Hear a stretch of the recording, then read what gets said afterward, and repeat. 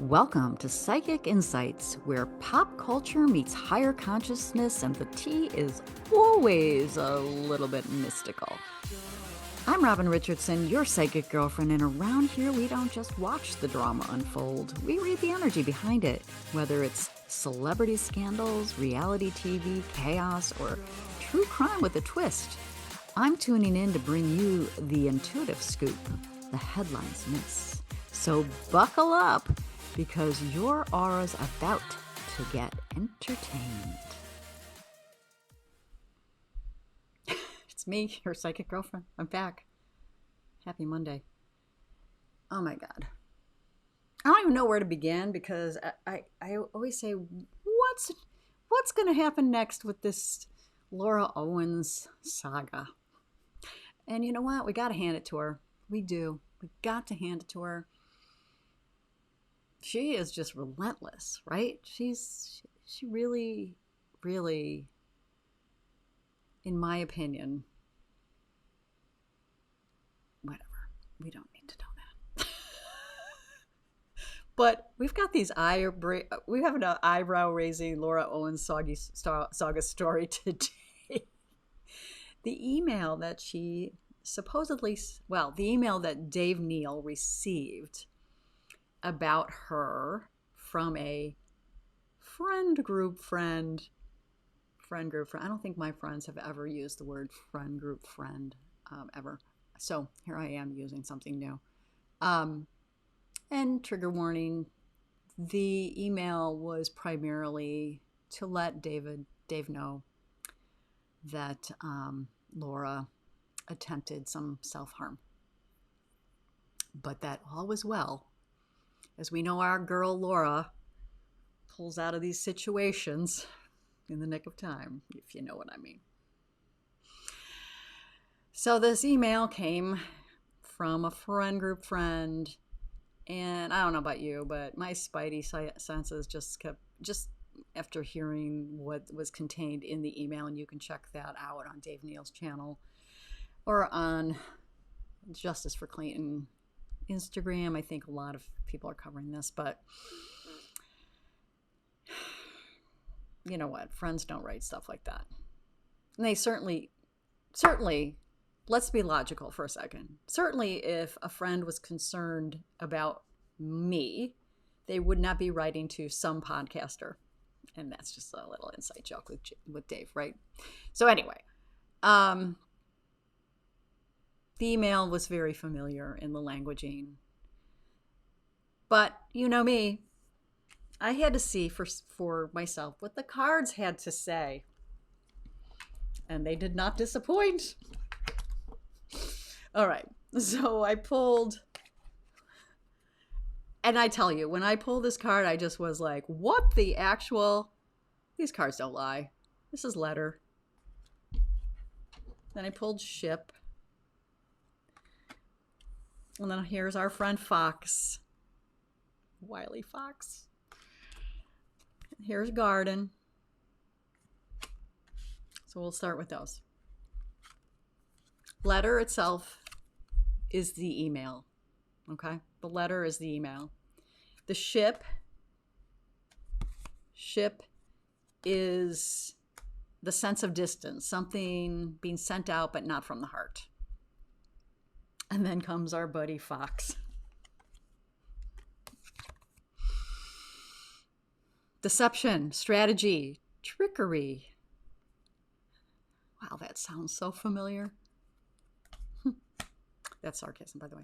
Okay, so together this screams, this wasn't a heartfelt message from a genuine friend. This was someone wearing a mask, possibly Laura herself, orchestrating it, using the idea of a friend as cover, which we know she tends to like to do. Like, girl, update your playbook. Okay. Now, garden is the social sphere. It's the public. And sun, which was the next card, is exposure. We're shining the light. And sometimes a little bit too much spotlight. And this shows that this email wasn't just aimed at Dave. It was designed with a bigger audience in mind. Think JFC, think anybody who's following this case. It's definitely a performance piece. And it's a way of saying, see, people are worried about me. People care about me. It's not just my word, it's my community's word. But here's where my humor kicks in. If your friends are so worried, why are they writing formal emails instead of, I don't know, calling 911 or showing up with soup? Garden plus Sun makes me feel like the point wasn't really her safety, it's her image. And Laura, come on, your image is shot already. And the Sun tells us that the truth will eventually be exposed, which we know, truth comes to light.